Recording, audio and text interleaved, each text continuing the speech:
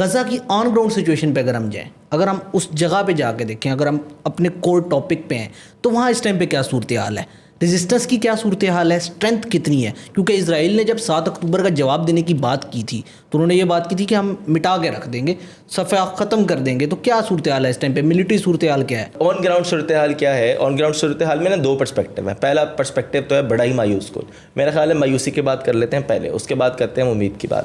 تو مایوسی کی بات تو یہ ہے کہ اب تک 61,000 سے زائد لوگ جو ہیں ان کو قتل کیا جا چکا ہے. میں شہادت کا لفظ انٹینشنلی نہیں کہہ رہا کہ شہادت جب ہم کہتے ہیں تو ایسے لگتا ہے دل کو تسلی.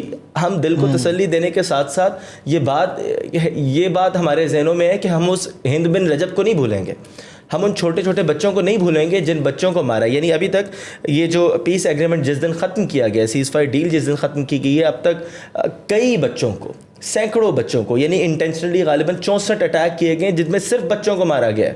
اور اسی طرح مزید آگے بڑھے تو کئی خواتین کو 36 اٹیکس ابھی ریسنٹ ہوئے ہیں 18 مارچ سے 9 اپریل تک, کل کی UN کی رپورٹ. ایگزیکٹلی. اب اسی طرح ہم آگے بڑھیں تو خواتین کو انٹینشنلی جو مارا گیا ہے, ہم آگے بڑھیں مزید تو صحافیوں کو جو مارا گیا. یعنی آپ صرف رپورٹنگ پہ مار رہے ہیں, آپ اس بات پہ مار رہے ہیں کہ ایک بندہ دکھا رہا ہے, بیٹ سچ اور جھوٹ جو بھی دکھا رہا ہے, اپنے کیمرے سے دکھا رہا ہے, آبجیکٹیوٹی کے ساتھ دکھا رہا ہے, آپ اس کے خلاف ہیں, آپ اس کو مار رہے ہیں.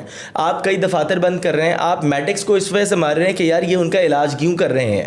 آپ کئی پیرامیڈکس کو, آپ ڈاکٹرز کو صرف اس وجہ سے اٹیک کر رہے ہیں. آپ UN کے اداروں پہ اٹیک کر رہے ہیں, آپ UNRWA کے سکولز اور ہاسپٹلز اور UNRWA کو بین کرنے کی بات کر رہے ہیں کیونکہ وہ ان کے لیے ایڈ مہیا کر رہے ہیں, ان کے لیے سہولیات فراہم کرنے کی کوشش کر رہے ہیں جو کہ ناکافی ہیں.